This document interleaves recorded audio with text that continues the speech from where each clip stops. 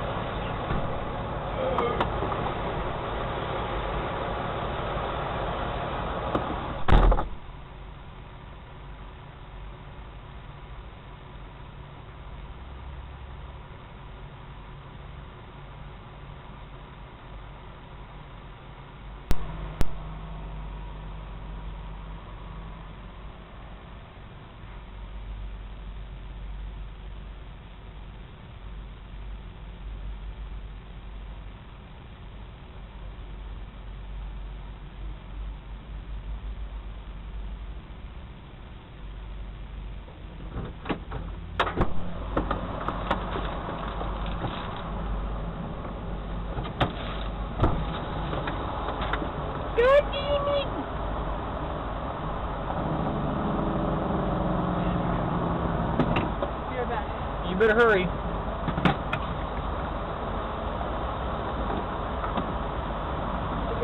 I've got 2 notes and 5 children. You always got 2 jackasses without me. I'm not a child anymore.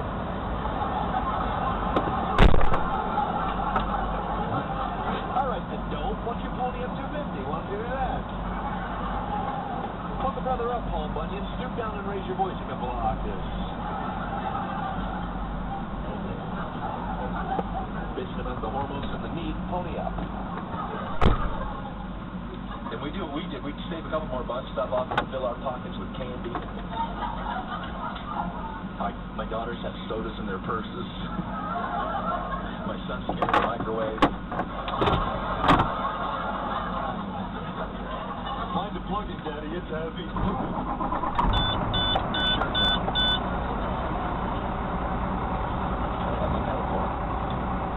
Get there, and it's fun. In Sarasota, it's really fun to take a family of 7 to the theater and try and watch the 80-year-old ticket people rip your tickets in half. It looks like they're trying to tear a phone book, man. It's like, I can't get it.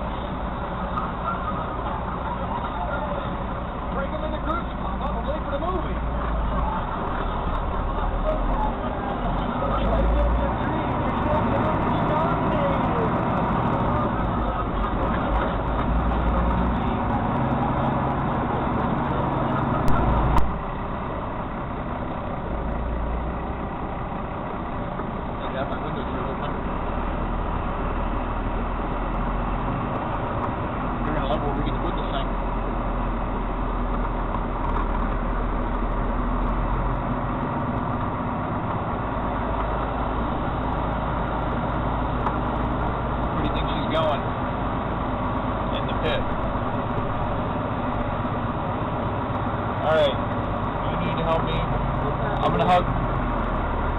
I'm hugging this side.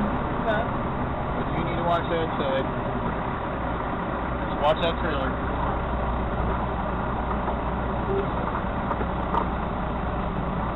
How am I looking? Good. Just keep watching it.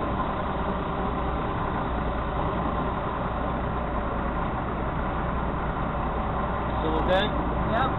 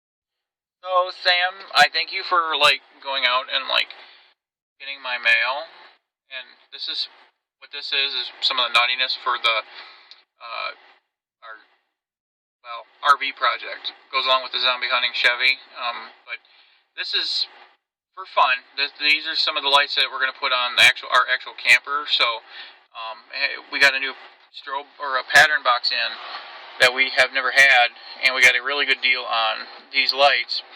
And remember, this is all for fun. I'm not going to impersonate anybody. This isn't for anything like this. This is for when we go to campgrounds and stuff like that or whatever. It's just because you like pretty lights. It's like the Ecto 1. It's like Ghostbusters, you know, real pointless, but it's fun. So, and this is a 27 pattern, and we're not going to go through them all, but we're just going to chime it up, but this is what I got so far.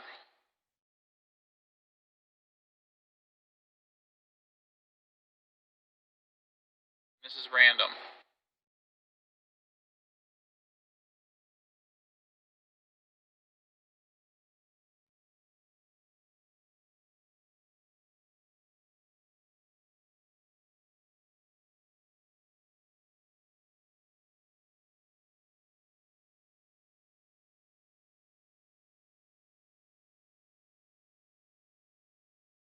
I believe 27 patterns.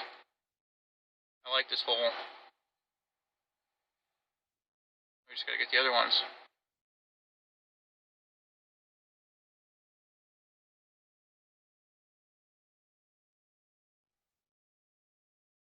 Holy shit. There's the Mega Ultra crap. That's cool. I think that was worth the... What's funny is the 27 pattern was cheaper than the 7 pattern. Yeah. Did 20 more patterns? Look at that. We're only powering this off a couple of 9 volts. Yeah. They're bright, but they were gonna be brighter once. Actually, Hooked up properly, yeah.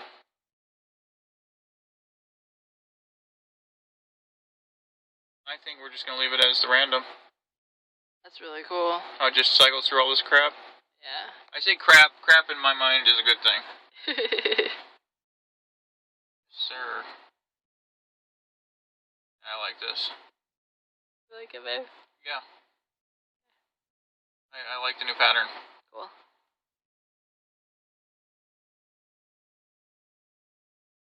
You get it? Alright everybody, so here's what I call we'll go through a quick trip planning scenario. I've got a load, a really messed up load currently, that I have to pick up before midnight tonight, so I'm going to pick it up at 11. But the downside is I can't deliver until between 5 and 7 a.m. and it's in Illinois, so actually that's going to mess it up a little bit, but we can still work with it. We're going to gain an hour somewhere in there and then lose it. But the catch is it's only a 3-hour run. It's only 180 miles, so it's a little over 3 hours run, say 3.5. I can drop anywhere between 5 and 7 a.m. Next load's 12 minutes away in Illinois at a Costco going to Fargo, North Dakota. Now, in a general sense, you go, well, with that it delivers. Today's the first. The first run Kellogg delivers the second. Third run delivers the third. Now you go, okay, how the hell are you going to do this? First run's 188 miles, but I'm going to burn some hours tonight. I'll gain 7 as of midnight. It'll put me up over 19 for these next 2 days. What's going to happen is I'm going to start my day around 9:30 at night, which is today's the first, if I'm not mistaken. And then I'm going to run down to Kellogg. I'm only about 100 and some miles away, or not 100, 78 miles. I'm a little over an hour away. Pick up my Kellogg run. I'm going to drive 3 hours, or get damn close. And then I'm going to shut down, take a nap, put myself in a sleeper berth for 3 hours. Now, I'm not doing the sleeper berth provision, okay? I'm just trying to salvage and not eat time driving or on duty. That's why I'm going into sleeper berth. So, Sam and I will take a 3-hour or 2-hour nap. We'll deliver between 5 and 7 a.m. sometime. I'll run the 12 miles or 20 minutes over to Morris, Illinois, and my load's already ready, so as soon as I get there I can go. So basically I'm not having to wait. Okay. I will pick up my load and then try to burn at least another 3 hours, or at least as much time as I can burn before my 14-hour day is up. Okay, so if I start at 9:30 p.m. I have until 11:30 a.m. to shut down. Okay, so if I shut down, say around 11 a.m., I will have until 9 p.m. on the 2nd before I have to go back on duty. I'll go back on duty, and then if I do the hours that I said driving for the reload that's going to North Dakota, I'll be burning about 180 miles roughly with that 3 hours, and then that'll leave me about a little over 460 miles to go, which can easily be done in 8.5 hours if you just run it like I'm going to. So if I get running around say 10-11 a.m., my reload doesn't deliver until 9 a.m. the next morning. So I can get a little bit more than the 10-hour down, run my ass off, make the delivery on time, and still take the 646 miles with the run. At first glance, you'd look at it and go, dude, I can't do this. And that's the boys and That's girls. exactly what you did. I had just woke up, and I'm just like, I'm getting my QC's going off. My dispatcher's sending me the whole, you need to respond to this, you need to respond to this. And it's like, oh God. You guys gotta understand, I have had every run I've picked up lately has, minus this Kellogg one, has been over 600 miles. To me, you hit over 550 miles solo, you really gotta plan your day. Because 550 miles you can hammer out in 10 hours, okay? I say anywhere between 400 and say 550 you can hammer out in a 10-hour stretch easy. Okay, and that's really not much trip I mean, well, you got to still plan the trip, but you know, once you hit over 550, we've had 600-mile runs, 900-mile runs. That's when I really have to play, okay, hours, what am I gaining, where am I gaining it, if I run through midnight, do I gain after midnight? And the thing is I do gain the next couple of days, and actually I gotta go back and look and see what I'm gaining. I'm gaining, as of midnight tonight, I will gain 7 hours back, and then we'll gain 4 hours back. So if I run 6 hours, I'll still be only eating up at 7. It still leaves me the 19 on my summary. There or you 12. Go. Actually, that'll leave me 12. And then I gain 4 back and put me at 16. So I'm still ahead my hours, depending on how you look at it. Yep. So it is a feasible run. It's going to be tight on my hours. I'll just have to watch my hours. But that being such a 9 a.m. delivery, you know, and then I'm looking at the next day, I gain almost 8 and something back. So if I can keep where my days are sitting between 6 and 8 hours, I'm not losing a lot of my day. So in general, guys, yes, I do trip plan. That's my trip planning. I go more by what I have to do in the time constraints. I just talked to the night dispatcher, and we were like, I was about ready to just say, screw it, I can't do it. But after I got off the phone with them, I started looking at it. And then, of course, as dumb as this sounds, I don't know if the wife can see it. Yeah, you figured it all out. Yeah, I did an hourly, like, okay, if I do this is, I mean, it looks like chicken scratch to you guys, but I've been driving for 3 years, and that's my way mentally of, okay, can I plan this out? You know, I know what this truck can do. This truck fully loaded with fuel, we figured we could push out over 1,500 miles in this beast. We've actually bypassed one of the fuel stops doing the last run because they wanted us to detour to fuel, but we were already running behind on it because of trailer issues, like you guys seen. So anyways, yeah, I do trip plan. It's not fun, but we'll see if we can't video this run to show you this is how tight and BS the constraints are sometimes with runs, but you can do it. So don't sit there and challenge yourself. Challenge yourself, man. You pull it off, you're gonna be sitting there and the company's gonna go, damn, that boy or that girl could sit there and figure out how to run their hours. So, as the wife's saying, Accept the damn load, moron, or we're not gonna have it, you jackass. Okay, so whoops, wrong button. No. That's the trip number. Let's make sure. Inbox. Oh, yeah. So let me just double check after I already said that.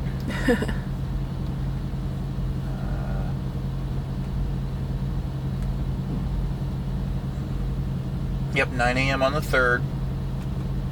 And it's ready whenever I get there. All right, cool. So, it will be feasible. yep. Loads are heavy, must scale. And there's a scale right there, so. Yeah. And this is a heavy scale. And how do we know there's a scale right there, darling? It's at our place. We've been there. We actually, with my last company, the 4th of July run that I did, you guys. I'll put it up. We have the video from the 4th of July run running around. The last run I did with the wife, we call it the 4th of July run, was the last run I did with the wife in the old International for the old company. Funny part is, I think it was 2 weeks later, one of the first runs I had, went through the same town, and I jokingly said to the wife, well, that explains why we saw all the Swifties in that parking lot. And what's the restaurant's name there? Our place. Our place, yep. But it's I wanted you to clarify expensive, that, and I yeah. don't want it to be our place. Yeah, it's... McDonald's is our place. It's... McDonald's it's is our just, place. it's kind of funny, 'cause there's funny. lots of sugar, it's fattening, and it keeps you jiggly. Okay. And no, the truck's not moving, people.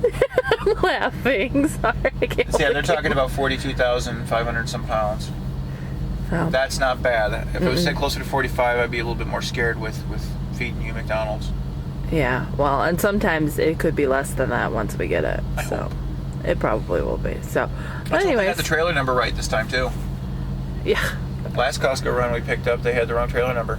yeah, but it was fixed. It was a minor issue. All right, So, we're gonna get out of here. all right, yep. I'm gonna sit there and go mental.